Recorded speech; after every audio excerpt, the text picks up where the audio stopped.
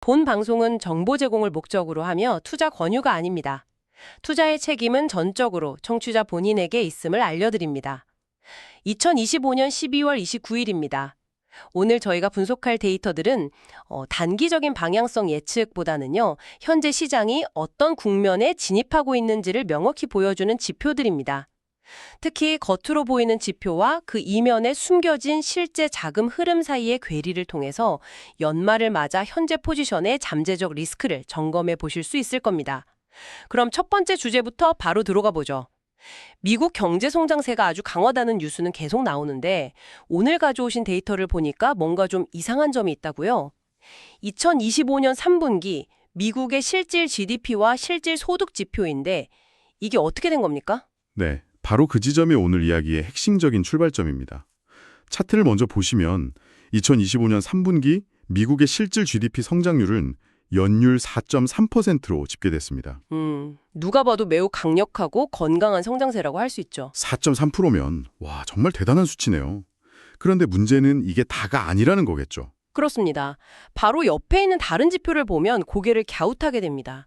같은 기간 가계의 실질적인 구매력을 보여주는 실질 가처분 개인소득, 즉 DPI 성장률은 0.0%를 기록했습니다. 네, 0.0%요? 네, 사실상 전혀 늘지 않은 거죠. 잠깐만요. 그게 상식적으로 이해가 잘 안 가는데요. 나라 경제 전체의 파이는 4.3%나 커졌는데 정작 가계의 지갑은 전혀 두꺼워지지 않았다니요? 그런데도 소비 지출은 3.5%나 늘었단 말이죠. 도대체 소득 증가 없이 어떻게 소비가 이렇게 늘어날 수 있는 건가요? 바로 그 질문이 이 데이터의 핵심을 꿰뚫고 있습니다.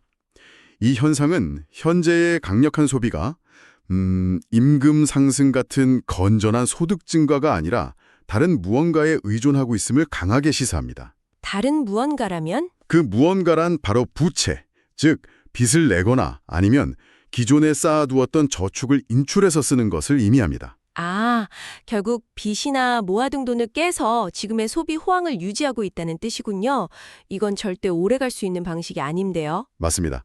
지속 가능하지 않은 경로고요. 특히 현재 같은 후기 사이클 환경에서는 가계의 재무 건전성이 약화되고 있다는 중요한 신호입니다. 여기에 더해서 생산 측면의 지표인 GDP가 4.3% 성장할 때 소득 측면의 GDI, 즉 국민 총소득은 1.6% 성장에 그쳤다는 점도 이례적입니다. 이 둘 사이의 큰 격차 역시 현재 경제의 실제 건강 상태를 판단하기 어렵게 만드는 요인입니다. 그렇군요. 그럼 지금의 소비 호황은 일종의 신기로의 가능성도 염두에 둬야겠네요. 투자자 입장에서는 이런 상황에서 구체적으로 어떤 점을 주의해야 할까요? 우선적으로는 이런 일시적인 소비 성장에 크게 의존하는 경기 순환 소비재 섹터에 대한 노출을 재검토할 필요가 있어 보입니다. 앞으로 발표될 4분기 실질 저축률이나 소비자 신용 데이터를 통해서 이 가계의 유동성이 정말로 고갈되고 있는지 그 속도를 확인하는 것이 아주 중요한 모니터링 포인트가 될 것입니다. 알겠습니다. 미국 가계의 겉과 속이 이렇게 다르다는 첫 번째 괴리를 확인했는데요. 신기하게도 글로벌 증시 전체를 보면 분위기가 완전히 다릅니다. 마치 미국 내부의 이런 경고등은 무시하고 다 같이 파티를 하는 느낌이랄까요? 이 괴리는 또 어떻게 해석해야 합니까? 네, 정확한 지적입니다. 다음 차트를 보시면 그 현상이 뚜렷하게 나타나는데요. 글로벌 증시의 기준점이라고 할 수 있는 MSCI ACWI 지수는 사상 최고치를 경신하면서 강세장을 이어가고 있습니다. 더 중요한 것은 시장의 확산세입니다. 소수 종목만 오르는 게 아니라 전반적으로 온기가 퍼지고 있다는 거죠. 확산세요. 구체적으로 어느 정도인가요? 전 세계 주요국 증시 중 약 80%가 단기 추세선인 50일 이동평균선 위에 위치하고 있습니다. 이건 시장 참여도가 매우 견고하다는 뜻이고요. 특히 저희가 주목하는 부분은 오랫동안 부진했던 신흥국, EM과 프론티어 시장의 상승세가 최근 들어 매우 가파르게 나타나고 있다는 점입니다. 선진국과의 성과 격차를 빠르게 좁히고 있어요. 아, 그러니까 그동안 시장을 이끌어왔던 미국 대형 기술주 같은 선진국 중심의 랠리에서 벗어나서 그동안 소외되었던 시장으로 자금이 이동하는 일종의 키 맞추기 장세가 전 세계적으로 나타나고 있다. 이런 말씀이시군요. 바로 그것입니다. 전형적인 후기 사이클의 자본 순환 현상이라고 볼 수 있습니다. 자본이 가장 뜨거웠던 소수의 메가캡 기술주에서 벗어나서 상대적으로 저평가되어 있고 경기 회복의 수혜를 볼 수 있는 지역으로 이동하는 거죠. 글로벌 인플레이션이 둔화되고 또 미국 이외의 중앙은행들이 금리 인하에 대한 기대감을 높이면서 특히 신흥국의 외부 자금 조달 여건이 크게 개선되고 있는 것이 주된 배경입니다. 그렇다면 지금은 본인의 포트폴리오를 한번 점검해 봐야 할 시점이겠네요. 네, 현재 자신의 포트폴리오가 이런 글로벌 증시의 광범위한 확산세를 충분히 반영하고 있는지 평가해 볼 필요가 있습니다. 만약 지금의 순환적 수렴 현상, 그러니까 선진국과 신흥국 간의 격차 좁히기가 지속된다고 판단한다면 양질의 이머징 마켓 자산에 대한 비중 확대가 타당성을 가질 수 있습니다. 물론 이 과정에서 가장 큰 리스크 요인인 미국 10년물 국채 금리의 방향성은 계속해서 면밀히 주시해야 할 핵심 변수입니다. 알겠습니다. 첫 번째 파트에서는 경제의 겉과 속, 그리고 시장의 겉과 속에서 나타나는 괴리를 살펴봤습니다. 다음으로는 시장 내부, 그러니까 기업들이 돈을 쓰는 방식에서도 극단적인 괴리가 나타나고 있다고요? AI와 원자재, 이 둘 사이의 불균형이 심상치 않다고 들었습니다. 네, 다음 차트는 현재 시장의 자본 배분이 얼마나 한쪽으로 쏠려 있는지를 극명하게 보여줍니다. S&P 500 기업들의 설비 투자, 즉 KPEX가 어디로 향하고 있는지를 분석한 데이터입니다. 차트를 보니 정말 충격적이네요. 기술 부문이 전체 설비 투자에서 차지하는 비중이 거의 50%에 육박합니다. AI가 주도하는 투자 사이클이라고는 하지만 이 정도일 줄은 몰랐습니다. 반면에 실물 경제의 뼈대라고 할 수 있는 원자재 부문에 대한 투자는 10% 수준까지 떨어졌네요. 닷컴 버블 시대 이후 가장 극심한 격차라고요? 네, 이 데이터가 바로 투자 세계에서 말하는 자본 순환, 즉 캐피탈 사이클 이론의 교과서적인 사례입니다. 원리는 아주 간단합니다. 돈이 특정 부문으로 과도하게 몰리면 너도 나도 생산 설비를 늘리니까 결국 미래에는 공급 과잉 상태가 됩니다. 반대로 지금처럼 돈이 빠져나가고 투자가 없는 부문은 미래의 공급 능력이 줄어들 수밖에 없겠죠. 아, 그러다 수요가 조금만 늘어도 공급이 못 따라가서 가격이 폭등하는 환경이 만들어지는 거군요. 정확합니다. 결국 모두가 한 곳만 바라볼 때 아무도 보지 않는 곳에서 기회가 생긴다는 역발상 투자와도 맥이 닿아 있는 이야기입니다.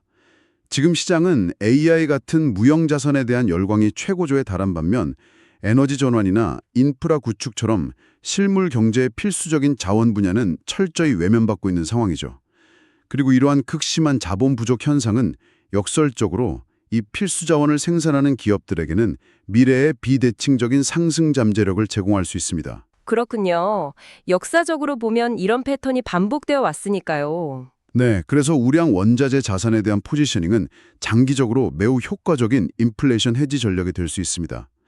방금 말씀하신 그 자본 순환 이론이 현실에서 나타나는 가장 대표적인 사례가 바로 다음 차트인 구리 가격이라고요? 1년 만에 50%나 급등했다는 게 믿기지 않는데요. 이건 단순히 경기가 좋다는 신호를 넘어선 움직임 같습니다. 네, 구리 가격의 움직임은 이 구조적인 문제를 압축해서 보여주고 있습니다. 보시는 것처럼 LME 구리 가격은 12월에 강력한 랠리에 힘입어서 톤당 13,000달러에 근접하는 포물선형 급등세를 보였습니다. 2025년 한 해에만 50% 가까이 상승한 수치입니다. 이 정도의 수직적인 가격 상승은 단순한 경기 회복 수요만으로는 설명하기 어렵습니다. 그런 다른 근본적인 이유가 있다는 거군요. 그렇습니다. 전기차, 신재생에너지 인프라 같은 녹색 전환에 필요한 구조적인 구리 수요가 만성적인 공급 제약을 압도하는 새로운 체제로의 전환을 의미하기 때문입니다. 여기에 극도로 낮은 재고 수준이 더해지면서 산업 수요자들이 나중에 사면 더 비싸겠다는 생각에 현물 시장으로 몰려들고 이것이 가격 상승을 더 가속화시키는 메커니즘이 현재 작동하고 있는 겁니다. 공급은 부족한데 앞으로 써야 할 곳은 폭발적으로 늘어나니 가격이 뛸 수밖에 없는 구조라는 거군요. 그럼 투자자들은 이 흐름에 어떻게 대응해야 할까요? 지금이라도 이 상승세에 올라타야 할지 아니면 단기 과열을 경계해야 할지 고민이 될 것 같습니다. 매우 중요한 질문입니다. 이 구도적인 테마의 지속성을 고려한다면 구리 및 관련 자산에 대한 핵심적인 장기 노출을 유지하는 것이 중요해 보입니다. 다만 최근의 가격 움직임이 워낙 가파르기 때문에 단기적인 되돌림 가능성에는 반드시 대비해야 합니다. 따라서 위험관리 기준은 평소보다 강화할 필요가 있고요. 이 상승 추세가 꺾일 수 있는지를 판단하는 핵심 신호는 LME 창고의 구리 재고가 15만 톤 이상으로 지속적으로 증가하는지 여부가 될 것입니다. 이 수치를 주시해야 합니다. 알겠습니다. 경제와 시장 전반의 괴리에 이어서 시장 내부의 자본 쏠림 현상까지 살펴봤습니다. 마지막으로 시장을 움직이는 가장 강력한 내러티브, 즉 AI와 비트코인에서도 기대와 현실 간의 괴리가 보이기 시작했다고요. 네, 마지막 세션에서는 가장 뜨거운 두 가지 테마를 현실 점검해 보겠습니다. 먼저 AI의 생산성 효과에 대한 데이터입니다. 델러스 연준이 기업들을 대상으로 조사한 자료인데요. AI가 모든 걸 바꿔줄 거라는 기대감이 엄청났는데 막상 기업 현장에서의 생산성 향상 효과가 벌써부터 둔화되는 조짐을 보이고 있네요. 차트를 보니까 AI 도입으로 절약된 시간의 비율이 2025년 2분기에 1.8%로 정점을 찍은 뒤에 3분기에는 오히려 소폭 하락했군요. 이건 좀 의외인데요. 네, 3분기 연속으로 가파르게 증가하던 추세가 처음으로 꺾였다는 점에서 주목할 만한 데이터입니다. 이는 AI 도입 초기에 쉽게 얻을 수 있었던 효율성, 예를 들어 간단한 문서 작업 자동화나 이메일 초안 작성 같은 소위 낮게 매달린 과일은 이미 상당 부분 수확되었을 수 있다는 신호를 보내는 겁니다. 더 높은 차원의 생산성 혁신으로 가기 위한 일종의 성장통 혹은 정체 구간에 들어섰을 수 있다는 의미로 해석되는군요. 맞습니다. 다음 단계의 의미 있는 효율성 혁신을 위해서는 훨씬 더 많은 자본 투자와 주직적인 변화, 그리고 시간이 필요하다는 뜻이기도 합니다. 따라서 AI가 즉각적이고 선형적인 성장을 계속해서 가져올 것이라는 시장의 낙관적인 내러티브에 처음으로 도전하는 신호로 해석할 수 있습니다. 그렇다면 AI 관련주 투자자들은 이 데이터를 어떻게 받아들여야 할까요? AI 버블의 시작을 알리는 신호라고 봐야 할까요? 그렇게 단정하기는 이릅니다. 다만 지나치게 낙관적인 단기 생산성 실현을 가정해서 밸류에이션이 형성된 일부 종목에 대해서는 전술적인 비중 조절을 고려해 볼 수 있다는 시그널은 됩니다. 앞으로 발표될 4분기 데이터를 통해서 이 정체 현상이 일시적인 숨고르기인지 아니면 추세적인 둔화의 시작인지를 면밀히 모니터링해야 할 것입니다. AI에 이어서 마지막으로 비트코인 시장을 살펴보겠습니다. 여기서는 정말 흥미로운, 어떻게 보면 정반대의 신호가 동시에 나타나고 있다고요. 가격은 9만 달러를 뚫고 올라가는데 정작 기관 투자자들의 돈은 ETF에서 빠져나가고 있다니 이건 어떻게 된 상황인가요? 네, 비트코인 시장의 괴리는 매우 뚜렷합니다. 한쪽 차트를 보면 비트코인 가격은 최근 유동성 급증에 힘입어 중요한 심리적 저항선이었던 9만 달러를 강력하게 돌파했습니다. 이것만 보면 완벽한 강세장이죠. 그런데 다른 쪽에서는 정반대의 일이 벌어지고 있다는 거군요. 그렇습니다. 다른 차트를 보시면 현물 비트코인 ETF에서는 2025년 4분기부터 지속적으로 자금이 순유출되고 있습니다. 더 중요한 것은 현재 가격이 올해 ETF에 투자한 모든 투자자들의 총 평균 매수 단가인 약 8만 5천 달러 수준을 테스트하고 있다는 점입니다. 정작 시장의 큰 손이라고 할 수 있는 구조적인 기관 투자자들의 자금은 오히려 빠져나가고 있다는 신호일 수 있겠군요. 8만 5천 달러라는 가격이 이제 일종의 심리적인 마지노선이 된 셈이네요. 정확히 그렇습니다. 이 8만 5천 달러는 이제 시장의 매우 중요한 심리적, 기술적 지지선이 되었습니다. 만약 이 지지선이 무너진다면 연초부터 ETF를 통해 꾸준히 비트코인을 축적해왔던 매수자들이 일제히 손실 구간으로 진입하게 됩니다. 이는 연쇄적인 매도 압력을 촉발할 수 있는 매우 위험한 시나리오입니다. 그렇다면 지금은 섣불리 추격 매수에 나서기보다는 리스크 관리에 집중해야 할 때로 보입니다. 네, 맞습니다. 따라서 비트코인 가격이 8만 5천 달러 선을 성공적으로 방어하는지 혹은 ETF에서의 자금 유출 흐름이 완화되거나 다시 유입으로 전환되는지를 확인하기 전까지는 다소 방어적인 접근이 필요해 보입니다. 현재로서는 가격과 자금 흐름 간의 중대한 괴리가 발생하고 있다는 점을 인지하는 것이 가장 중요합니다. 오늘 살펴본 것처럼 여러 자산군에 걸쳐 상충된 신호들이 나타나고 있습니다. 이러한 데이터들의 괴리가 연초 시장의 방향성을 어떻게 설정할지 다음 경제 지표들을 통해 확인하는 과정이 매우 중요해 보입니다. 오늘 저희가 준비한 데일리는 여기까지입니다.